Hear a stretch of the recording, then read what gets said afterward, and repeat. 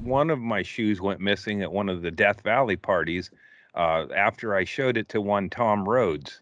We were talking about the shoes, and I was going to wear them for the Down and Dirty taping. And are they the Mexico 55s? No, they were old school looking ones though. That's how I prepare for any You said comedy this. venture. You start your preparation for a show with the shoes. You work from the bottom up. Right. So yeah, exactly. So I got these shoes and I showed Rhodes, and they were in the back of my car, and Rhodes saw them, and we talked about Nike, Phil Knight, and all that shit. And then my right shoe went missing. Like one of them was gone. There was still the left shoe, but one of them was gone. And I relentlessly hounded the suspect, Tom Rhodes. His version of it is he was tripping and I was ruining his buzz. But my shoe went missing after I showed it to one person. I interviewed one suspect and was like Columbo. It's like another thing that bothers me here. It's like you knew when they had that left my car open and you saw the shoe and he was doing drugs. He's like throwing coke like Richard Belzer. He's now sober, so I can talk about it. But we were like trying to put it on a thing, and he's like, "Here's how Belzer does it." I was like, that seems like a guy who would take a shoe, He insists to this day that he didn't take the shoe, but I didn't interview any other suspects because I knew who it was that took the shoe. And Tom, if you're listening, just admit you took the shoe and I'll move on. I'd like to. Man, if we could get Tom Rhodes to subscribe to the Patreon, that would be a real cool. Yeah. Maybe Rhodes and me can go down to Coke Heel to get my other shoes and just kind of let. Yeah, he has a knack for sniffing out shoes, right? He's in Oregon too.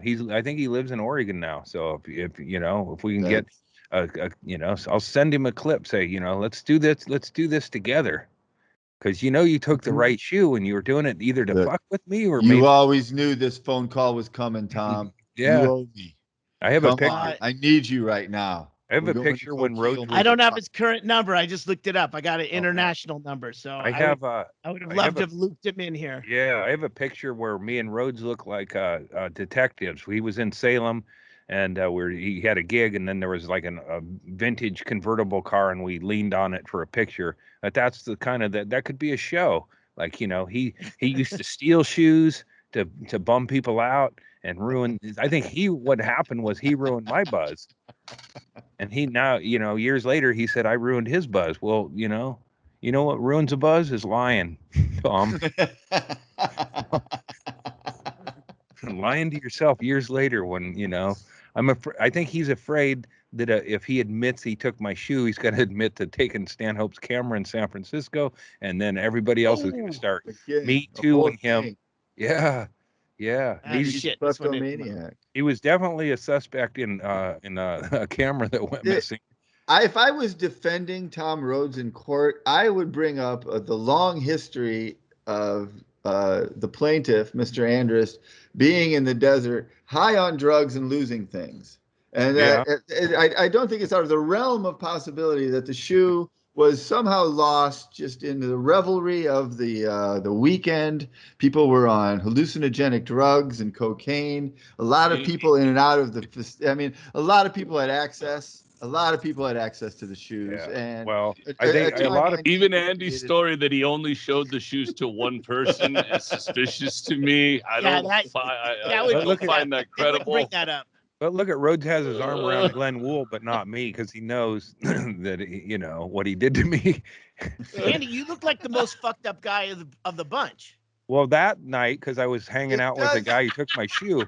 Did you explain to Tom that you needed the shoes to do a comedy special? Yeah. Then he for sure stole one as a joke. Yeah, I think that's what it was. He did do that. He's guilty of that. And that's joke gone wrong. Dateline. And the shoe wasn't the only thing that was missing. Also, Keith Morrison voice. Missing. And the shoe wasn't the only thing that was missing. I don't think he took it for his own use because he would have liked to have left one behind. You didn't see. I didn't get from the story the first time you showed him the shoes and all that. I didn't know that you explained to him that the shoes were a necessary component of your comedy special. And I needed those shoes because I didn't have a solid set list. Maybe he just wanted you to push you a little bit harder to develop more things that weren't like prop related. Well, and I wanted him to stop using Cadence of Hedberg. What if he just thought it'd be funnier in your special if you were only wearing one shoe? Yeah. Oh, that might be it. Yeah. He was jelly. Was helping you. He was probably jelly. He was a lost dog at that trip. I think he grabbed onto that shoe to try to make friends, and it backfired. I don't know. But one of my best experiences in the desert was laying in the highway on mushrooms with Tom Rhodes, looking up at the sky. Which we've talked in the past about how dangerous it is to lie on a highway, even in the desert where people that's don't the best fly. part.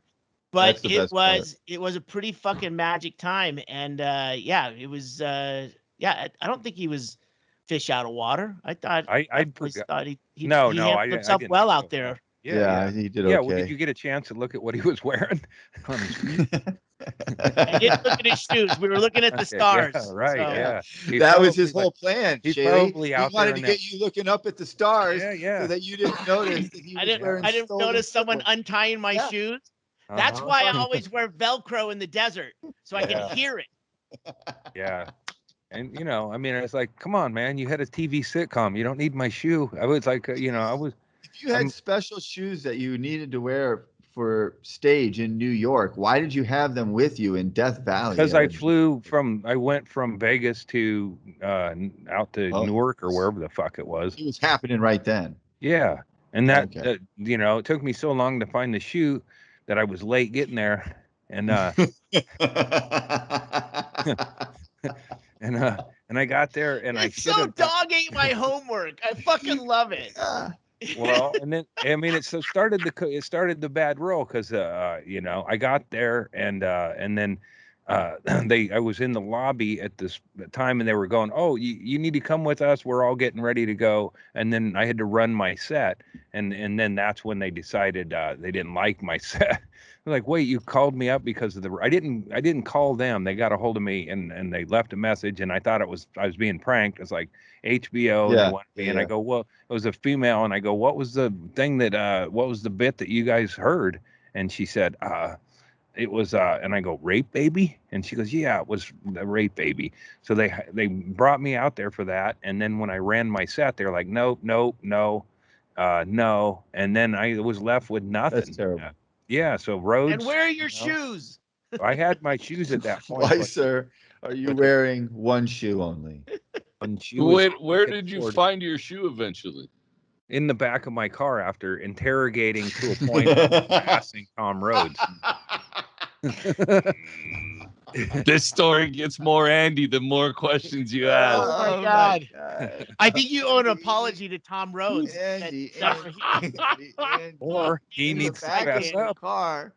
It was in the same spot it was, so it was that sneaky son of a bitch put it right back.